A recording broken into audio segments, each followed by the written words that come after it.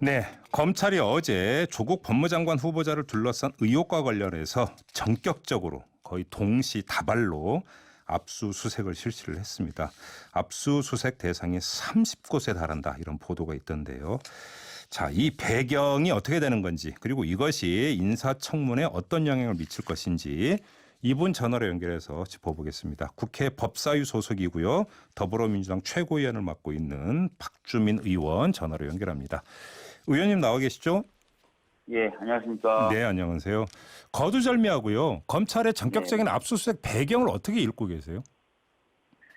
우선은 저는 기본적으로 네. 검찰이 공식적으로 밝혔던 입장, 그러니까 워낙 뭐 국민적 관심이 집중되어 있고 네. 신속하게 진상이 규명돼야 될 필요가 있어서 예. 정상적인 수사 절차와 정상적인 수사 목적에 의해서 네. 이루어진 압수수색이다라고 기본적으로는 보고 있습니다. 그런데 네. 그럼에도 불구하고 워낙 이례적인 일이고 네. 또 대규모로 급속하게 이루어지다 보니까 예. 이게 혹시 다른 정치적 의미가 있는 것 아닌가라는 걱정은 또 되기도 됩니다. 그 예. 걱정을 좀 구체적으로 말씀해 주시죠. 어떤 걱정입니까? 이거는 뭐 어떻게 보면 좀 공식적으로 또 이렇게 대외적으로 말씀드리기가 참 애매해서 네, 그냥 그 의원님의 추정이란 걸 전제로 하고, 그러니까 제가 그러면 하고 질문을 드릴게요. 의원님은 어떻게 예. 추정하고 계시는 겁니까? 그러니까 제 개인적인 네. 그리고 아까도 말씀드렸던 것처럼 기본적인 믿음이 있음에도 불구하고 네. 좀 걱정스러운 부분이라고 견제를 두고 좀 말씀을 네, 네, 드리면 네, 네. 이제 워낙 이게 이례적이고 급속하게 그리고 대규모로 이루어졌고 또 시기 자체가 조국 후보자가 검찰개혁 방안을 발표한 다음 날 이루어졌죠. 그렇죠. 그래서 예. 혹시나 이게 진짜 검찰 내부의 네. 일부에서의 개혁에 대한 예. 검찰 개혁에 대한 거부의 어떤 의사표시적 의미가 오호. 담겨 있는 건 아닌가 예. 이런 걱정이 좀 있습니다. 이게 그 조국 후보자가 법무장관이 됐을 경우에 사법개혁, 특히 이제 그 핵심으로 검찰개혁을 밀어붙일 거에 대한 사전 반발이다. 이렇게 보시는 거네요, 그러면. 그러니까 또 그렇게 단정적으로 본다는 건 아니고요. 아까 네. 말씀드렸던 것처럼 다시 거듭해서 말씀드리지만 네. 검찰이 밝힌 기본적인 그리고 공식적인 입장을 예. 믿고 있고요. 예. 그럼에도 불구하고 아까 말씀드렸던 대로 이 상황 자체가 좀 이례적이다 보니까 네. 개인적으로 예. 그런 걱정을 좀 가지고 있다라는 말씀 드리겠고요. 예. 그래서 예. 저는 이런 제 개인적인 걱정이 현실이 되지 않도록 이후에 검찰이 이 수사 과정을 굉장히 공정하고 정치적으로 중립적으로 이끌고 가야 된다는 말씀을 꼭 드리고 싶고요. 네네. 특히 신속하게 좀 수사를 마무리하는 것, 그것을 통해서 다른 의도 좀 없음을 좀 보여줄 필요도 있다라고 생각합니다. 지금 의원님께서 신속한 수사 마무리를 강조를 하셨는데 네. 아무리 신속하게 그 마무리를 하고 싶어도 네. 조국 후보자에 대한 인사청문회가 끝나기 전에 수사가 마무리되는 것은 불가능하다고 봐야 되는 것 아니겠습니까? 의원님? 예. 자, 그러면 물론입니다. 여기서부터 네. 질문이 성립이 되는데요. 네. 순서로 보면 인사청문회가 끝나고 임명장 수여 여부가 결정이 되고 난 다음에 검찰 수사 결과가 나올 텐데 네. 그것이 인사청문회나 어떤 임명 과정에 미치는 영향이 상당히 크지 않겠습니까? 네, 뭐 검찰 수사라는 것이 이제 그 결과가 나오기 전까지 예측하기가 어려우니까요. 그렇죠. 뭐 청문회 진행 과정이라든지 임명이라든지 이런 부분에 있어서도 고려 대상은 될 수 있습니다. 네. 그렇지만 현재까지 진행되는 것을 봐서 네. 벌써부터 어떤 결과를 예단하고 판단하기 굉장히 어렵습니다. 네.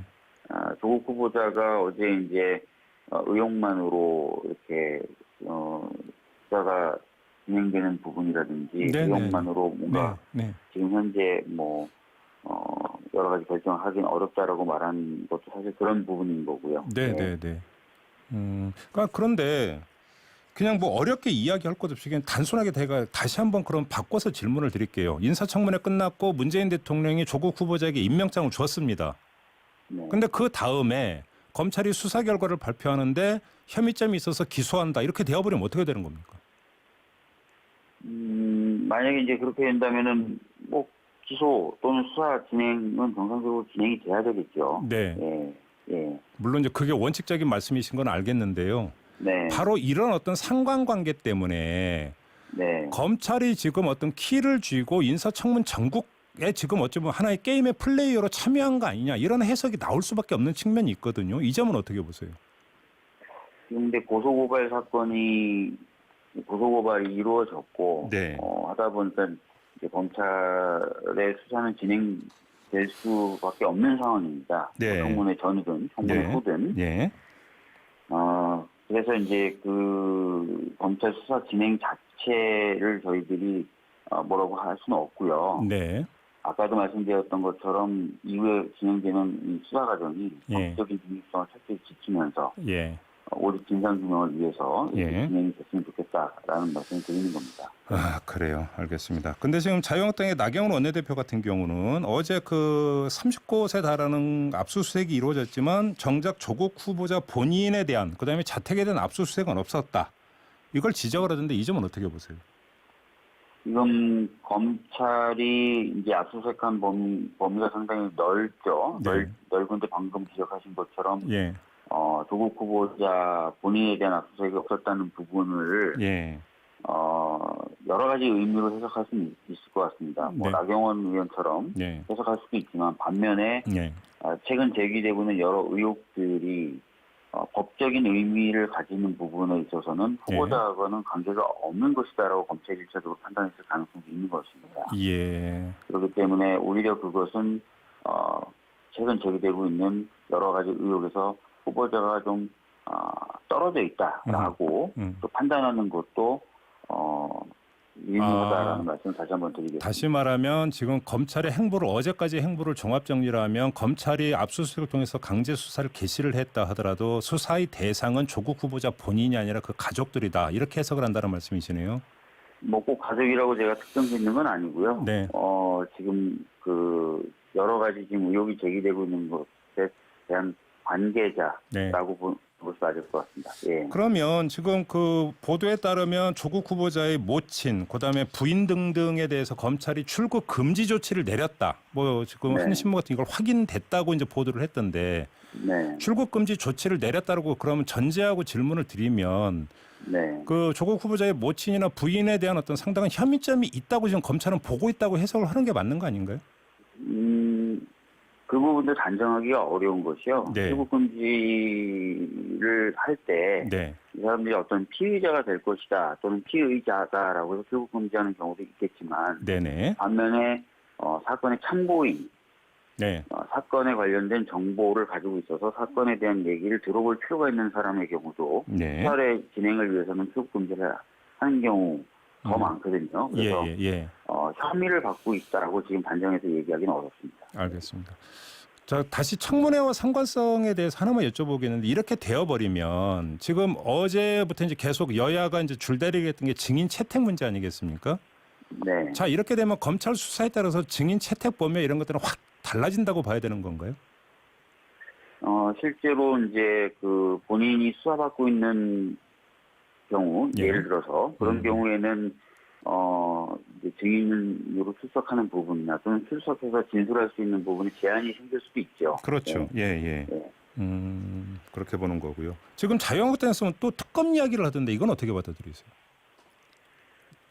계속 제가 반복해서 좀 드렸던 말씀인데요. 여러 매체에 네.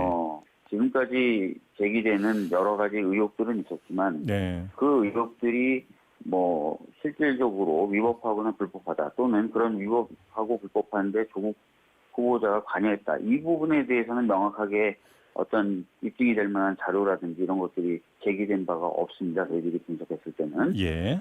그렇기 때문에 지금 단계에서 검찰 수사도 또 진행되고 있고요. 예. 그런 상황에서 특검을 얘기한다는 것은 좀 지나친 것 아닌가 이렇게 보고 그냥 정치 공세다 이렇게 지금 보시는 거네요. 예. 유튜브로 장민규 님이 어떤 의견을 주셨냐면 현 여당에 칼을 들이밀 수 있는 것 자체가 검찰 개혁 아닐까요? 이런 의견을 주셨는데요. 어떻게 생각하세요? 네, 사실 그런 의미에서 네. 저희가 윤석열 검찰총장이 검찰 개혁과 또는 검찰의 제자리 서기에 굉장히 적합한 사람이라고 봐서 네. 야당의 반대에도 불구하고 저희들이 검찰총장으로 임명한 것이고요. 네.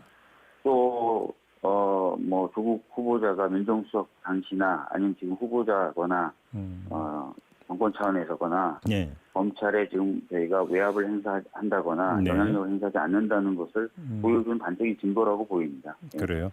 아무튼 이 검찰의 전격적인 압수수색 배경을 놓고 아직까지도 뭐 해석이 좀 갈리는 것 같던데요. 그러면서 이 해석에 갈리면서도 해석에 갈리다 보니까 특히 주목되는 게 청와대가 정말로 몰랐느냐 사전에. 여기에 이제 사람들이 주목을 하던데요. 집권여당 최고위원으로서 관련된 내용 파악된 게 있습니까? 첫 번째, 저희 당은 전혀 몰랐습니다. 당은. 네. 두 번째, 청와대도 제가 파악한 바로는 몰랐습니다. 확실하게 말씀해 주실 수 있는 겁니까, 그거는? 제가 파악한 바로라고 하는 단서를 붙일 수밖에 없습니다, 저로서는. 네. 네. 하지만 제가 파악한 바로는 예. 몰랐던 것으로 알고 있습니다. 그러면 일부 보도대로 압수수색이 들어간 다음에 법무장관한테 보고를 했을 뿐이다라고는 보도가 맞는 것을 지금 파악을 하고 계시는 겁니까? 네. 뭐 이거는 제가 파악한 바의 한도라는 것을 제가 붙일 수밖에 없습니다. 왜냐하면 제가 알겠습니다. 근데 하지만 제가 파악한 바로는 몰랐습니다. 알겠습니다.